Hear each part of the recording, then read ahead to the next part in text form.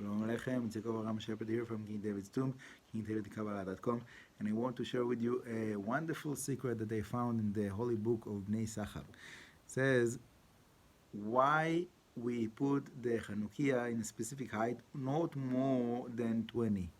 What's the meaning of 20? So the Bnei Sachar says that the 20 is the gematria of Keter.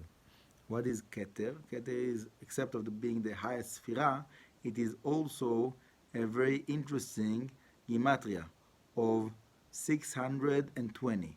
Now, we know that we have 613 mitzvot, right, in the Torah. So this is the Deoraita. This is the written Torah, brings the 613. But besides of that, we have another 7 mitzvot which are rabbinical. So the 613 plus the 7 bring us to the count of 620, which is Keter.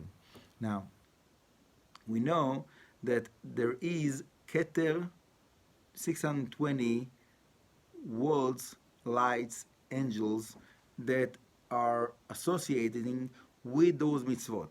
In other words, within every mitzvah, we are connecting ourselves, our soul is connected with a certain spiritual light, and bring that light to expand into the lower realms, into the level of the angels, and to come down to the physical dimension. Now, the mitzvah of Hanukkah, which is the last one, that's the completion. That's what makes it to be completed. So now you understand that you have in Hanukkah a very, very big opportunity to go through that process and to finalize it, to have all those lights, all of the 620 lights that will expand from the spiritual realms through the level of the angels until it gets to our physical dimension, and to see all of the magnificent miracles that Hashem wants to reveal here in this world. Bezrat Hashem very soon. Thank you very much. Blessings and success from King David's Tomb.